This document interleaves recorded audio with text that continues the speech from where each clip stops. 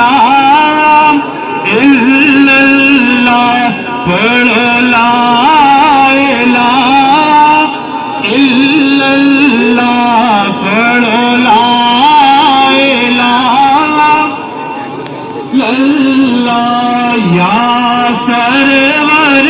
عالم صلی علی یا نور مجسم صلی تاجدار بولنا کی آواز آئی، بندہ مرتا نہیں، بندہ مومن مرتا نہیں، محبوب پاک کا امتی مرتا نہیں، بلکہ اپنے محبوب سے ملاقات کے لیے تیار کیا جاتا ہے۔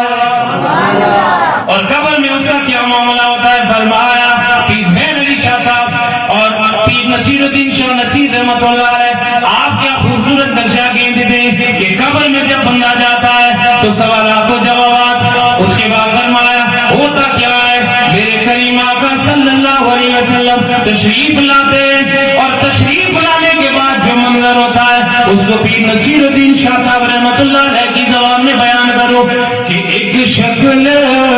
دکھائی جائے گی،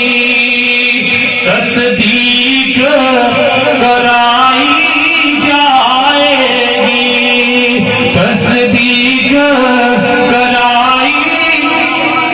جائے گی، تقدیر بنائی جائے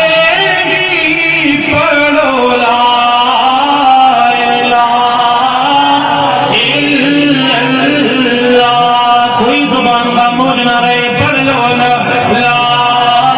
الہ الا اللہ، حق لا الہ الا اللہ، یا سرور عالم صلی علی یا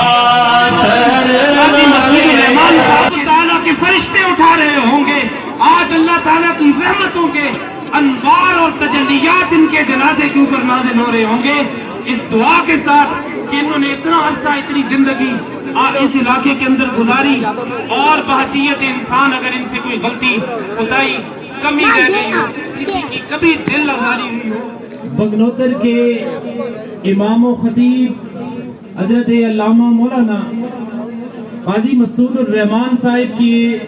نماز جنازہ کے اندر شریک ہیں۔